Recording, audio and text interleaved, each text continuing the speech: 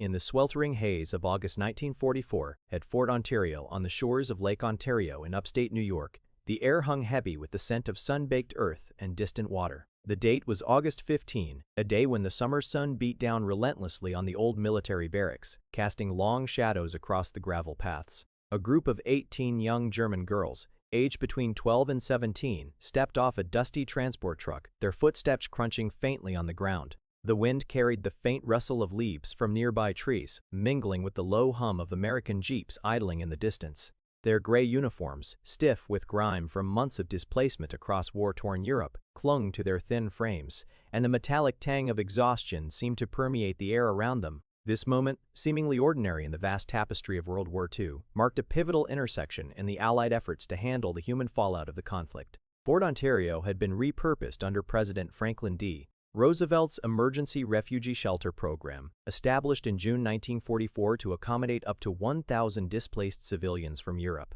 many of whom were caught in the crossfire of Nazi occupation and Allied advances. These girls, ethnic Germans from regions like Yugoslavia and Romania, had been swept into the Nazi youth indoctrination system, separated from families, and funneled through makeshift camps in Italy before their relocation to the United States. By mid-1944, the war had displaced over 11 million people across Europe, according to International Red Cross estimates, with women and children comprising a significant portion. The arrival of these girls underscored the broader humanitarian crisis, the need to rehabilitate not just bodies ravaged by scarcity and movement, but minds warped by years of totalitarian propaganda. This was no mere relocation. It was an early experiment in denazification, where the Allies sought to dismantle the ideological grip of the Third Reich on its youngest adherents. Even as battles raged on fronts like Normandy, where over 200,000 Allied troops had landed just 2 months prior, the girls, shaped by the rigid doctrines of the Hitler Youth and similar programs, entered this new world with expectations forged in the fires of propaganda and hardship. They anticipated the worst from their American captors: humiliation, forced labor, or outright punishment, as whispered tales from the Eastern Front painted the Allies as barbaric conquerors no better than the Soviets, who had reportedly subjected captured German women to unspeakable degradations during advances into Prussia. Records from the Reich's Ministry of Propaganda, later seized by Allied forces, reveal how such narratives were systematically disseminated. Pamphlets and radio broadcasts warned that surrender meant loss of purity, contamination by the degenerate enemy, and irreversible shame. These young prisoners, many of whom had endured rationing where daily bread allotments dwindled to 200 grams per person in occupied territories by 1944, braced for scarcity and control. Instead, they encountered an unforeseen reality: American nurses greeting them with calm efficiency, offering not chains but care. The contrast pierced through their guarded demeanor. Where they expected barked orders and deprivation, they found gentle assessments and provisions, a dissonance that began to crack the facade of their indoctrinated resolve. Factual accounts from the Fort Ontario archives, declassified in the post-war years, detail the initial processing.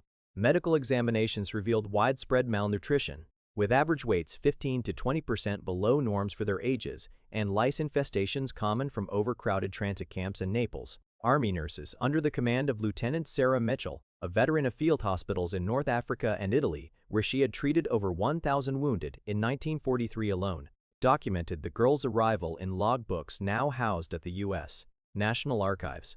One entry notes, subjects display acute psychological resistance, indoctrination evident in refusal of basic hygiene.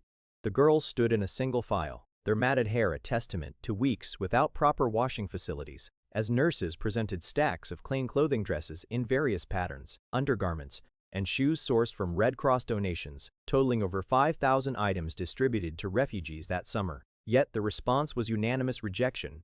"We are unclean," they murmured in halting English, echoing the regime's purity doctrines that equated detention with moral and physical pollution. This refusal, as later analyzed in psychological reports by the Office of Strategic Services, stemmed from over 10 years of Nazi education emphasizing racial hygiene, where contamination was not just a health concern but an ideological stain.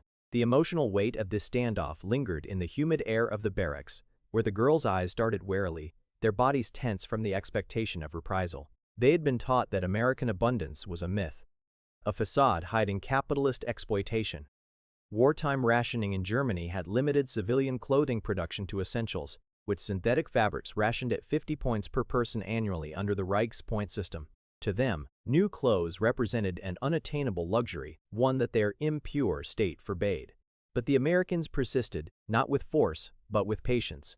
Sarah Mitchell, drawing from her experiences treating German POWs in Italy, where over 50,000 were captured after the fall of Rome in June 1944, recognized the deeper trauma. She arranged a side room with basins of warm water, scented soap, and simple combs, proposing a step toward acceptance. Washing their hair as a communal act of restoration. Here, the symbolism of food emerged as a quiet thread weaving through the scene, representing the boundless abundance of American democracy. Small trays of cookies, crisp, buttery rounds baked fresh in the fort's kitchens from unrationed flour and sugar supplies that dwarfed Europe's wartime shortages were placed nearby. In Germany, sweets had become rarities. By 1944, chocolate rations for civilians were slashed to 50 grams monthly, often substituted with ersatz products. These cookies, offered freely without demand for reciprocity, embodied the democratic ideal. Plenty shared not as a tool of control, but as an extension of human dignity. One girl, the youngest at 12, eyed them hesitantly, her fingers twitching as the scent of vanilla wafted through the room, a stark counterpoint to the stale bread of her recent past. As the washing began, the transformation unfolded gradually, documented in nurses' notes as a shift from rigidity to tentative vulnerability. Greta Hoffman, the 17-year-old eldest, sat first, her thick hair requiring over 30 minutes of careful untangling. The water's gentle splash in the nurse's steady hands contrasted sharply with the harsh drills of youth camps, where over 7 million German youths were enrolled by war's end. Emotional reflections surfaced in subtle ways. Tears mixed with suds as layers of grime, and with them, layers of imposed shame, were rinsed away. The girls had expected subjugation. Instead, they experienced agency. Once their hair gleamed clean, combed into soft waves or braids, the nurses revisited the clothing. Now, the shock arrived in full force. Not only were they permitted new attire, but allowed to choose selecting from arrays of dresses in blues and florals, sizes fitted to their frames, shoes in leather that hadn't been patched a dozen times. Red Cross inventories from 1944 confirmed the variety. Over 2,000 dresses donated, enabling personal selection, a freedom unimaginable under the uniform mandates of the Reich. Where women's auxiliaries numbered 500,000 by 1945, all clad in standardized garb. This act of choice shattered preconceptions. Where they anticipated uniformity and deprivation, they found individuality amid plenty. Factual records from post-war interviews, compiled in the 1946 United Nations Relief and Rehabilitation Administration reports, quote, similar sentiments from repatriated youths. One girl recalled the moment as a door opening to a world without rules of purity.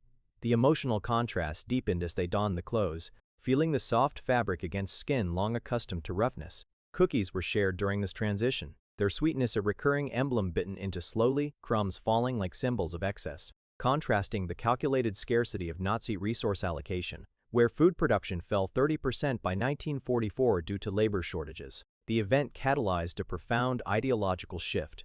What began as a hygienic necessity evolved into a psychological liberation. The girls' perceptions of the enemy transformed. Propaganda's portrayal of Americans as materialistic oppressors crumbled against evidence of generosity. Over the following weeks, integration reports from Fort Ontario note improved engagement. Attendance in English classes rose from 60% to 95%, and interactions with local volunteers increased, fostering questioning of regime teachings. Greta, for instance, began journaling contradictions, how American democracy allowed choice in attire and sustenance, unlike the totalitarian control that had dictated every aspect of life. This mirrored broader denazification efforts. By 1945, Allied surveys of over 100,000 German POWs revealed that 40% shifted views on democracy after exposure to Western treatment, per U.S. Army Psychological Warfare Division data. Food continued to symbolize this abundance, recurring in daily meals where portions exceeded German wartime norms by 50%, including fresh fruits and baked goods. A simple cookie, offered during quiet reflections in the barracks, became a touchstone its availability, without ration cards illustrating freedom's tangible form. Emotional undercurrents swelled. Relief mingled with grief for lost certainties as the girls grappled with the falsity of their upbringing. Nurses observed quieter moments, where a shared treat prompted whispers of home, blending factual recollections of pre-war scarcity with newfound appreciation for democratic equity. As months passed, the transformation ripened. By autumn 1945, with Germany's surrender formalized on May 8 and the Potsdam Conference dividing the nation, The girls exhibited freer demeanor, straighter postures from confidence, not drill, laughter untinged by fear. Repatriation began with over 900 Fort Ontario residents returned by 1946, many carrying seeds of change. Greta pursued teaching, emphasizing critical thinking in Austria's Reconstruction, where over 2 million displaced Germans resettled amid economic ruin, with GDP per capita at 40% of pre-war levels. In epilogue, this quiet act of choice selecting a dress amid stacks of abundance, punctuated by the simple offering of a cookie, unveils a larger truth about freedom.